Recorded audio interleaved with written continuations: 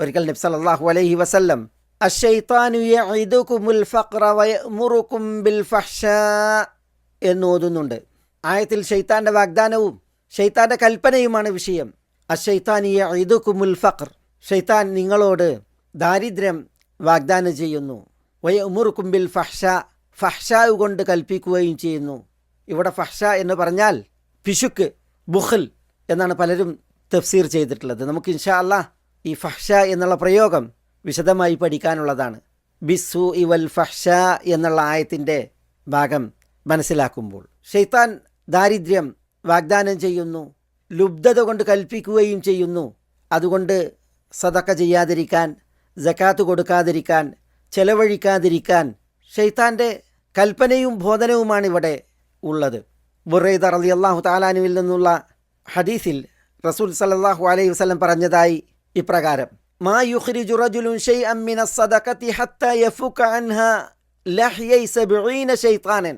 ഒരു വ്യക്തി ഒരു സദഖ നിർവഹിക്കാൻ 70 ശൈത്താന്മാരുടെ താടിയല്ലുകൾ അവന് പിളർക്കേണ്ടതുണ്ട് എന്നാണ്. മനുഷ്യൻ സദഖ നൽകാതിരിക്കാൻ, സദഖ നൽകാൻ ഉദ്ദേശിക്കുന്ന സ്വത്തിനെ 70 ശൈത്താന്മാർ കടിച്ചു പിടിച്ചു ഈ മനുഷ്യരെ കൊണ്ട് അത് കൊടുപ്പിക്കാതിരിക്കാൻ ശ്രമിക്കുമെന്നാണ്.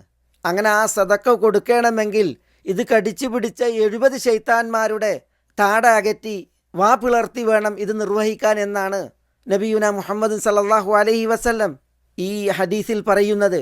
ഈ ഹദീസിൽ പറയുന്ന ആശയമാണ് ഈ ആയത്തിൽ നമുക്ക് മനസ്സിലാക്കാനുള്ളത്. അശ്ശൈത്താനു യഇദുകുമുൽ ഫഖ്റ വയഅ്മുറുകും ബിൽ ഫഹ്ശാ. നബി സല്ലല്ലാഹു അലൈഹി വസല്ലം ഈ ആയത്ത് ഓതി എന്ന് പറഞ്ഞില്ലേ, അതെപ്പോഴാണ്? ഇബ്നു മസ്ഊദ് റളിയല്ലാഹു അൻഹുവിൽ നിന്ന് ഇമാം തുർമുദി നിവേദനം ചെയ്യുന്ന ഹദീസിൽ ഇന്ന ലിശ്ശൈത്താനി ലമ്മത്തുൻ ബി ഇബ്നി ആദം വലിൽ മലക്കി ലമ്മത്തുൻ, മനുഷ്യന് നേരെ ഷെയ്ത്താനൊരു ലമ്മത്തുണ്ട് എന്ന് പറഞ്ഞാൽ ഷെയ്ത്താൻ വസ്വാസം ഉണ്ടാക്കും. വലിൽ മലിക്ക് ലമ്മത്തുൻ, മലക്കിനും ലമ്മത്തുണ്ട്. മലക്കിൻ്റെ ലമ്മത്ത് മലക്കിലൂടെയുള്ള ബോധനമാണ്. നബി സ്വല്ലല്ലാഹു അലൈഹി വസല്ലം തങ്ങൾ ഇത് വിശദീകരിച്ചു. ഫഅമ്മ ലമ്മത്തു ഷൈത്താൻ, എന്നാൽ ഷെയ്ത്താൻ്റെ ലമ്മത്ത് വസ്വാസ് എന്ന് പറഞ്ഞാൽ ഫഇആദും ബിശ്ശർ വതക്ദീബും ബിൽ ഹഖ്, തിന്മകൾ, തെറ്റുകൾ ഇതുകൊണ്ടുള്ള വാഗ്ദാനങ്ങളാണ്, യാഥാർത്ഥ്യങ്ങളെ കളവാക്കലുമാണ്.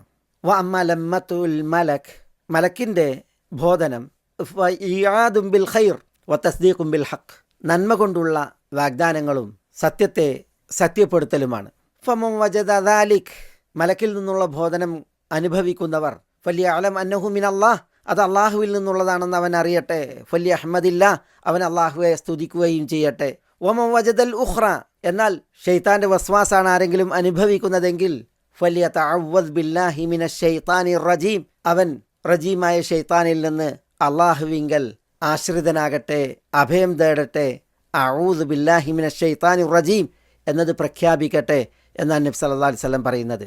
അവിടെയാണ് റസൂലുള്ളാഹി സ്വല്ലല്ലാഹു അലൈഹി വസല്ലം അശ്ശൈത്താനു യഇദുകുമുൽ ഫഖ്റ വയഅ്മുറുകും ബിൽ ഫഹ്ശാ എന്ന ആയത്ത് ഓതുകയുണ്ടായത് എന്നാണ്. ഇത് ഞാനിവിടെ കേൾപ്പിച്ചത് ഷെയ്ത്താൻ്റെ കൽപ്പന, അതിനെക്കുറിച്ച് നബി സല്ലല്ലാഹു അലൈഹി വസല്ലം തങ്ങൾ അനുസ്മരിച്ചത് ഉണർത്താനും അത് ഏത് വിഷയങ്ങളിൽ എന്നത് മനസ്സിലാക്കുവാനും വേണ്ടിയാണ്. ലുബ്ധത കൊണ്ട്, പിശുക്കുകൊണ്ട് ഷെയ്ത്താൻ കൽപ്പിക്കും, ദാരിദ്ര്യം അവൻ വാഗ്ദാനം ചെയ്യുകയും ചെയ്യും എന്നുള്ളതാണ് ഇവിടെ നമ്മൾ മനസ്സിലാക്കുന്നത്.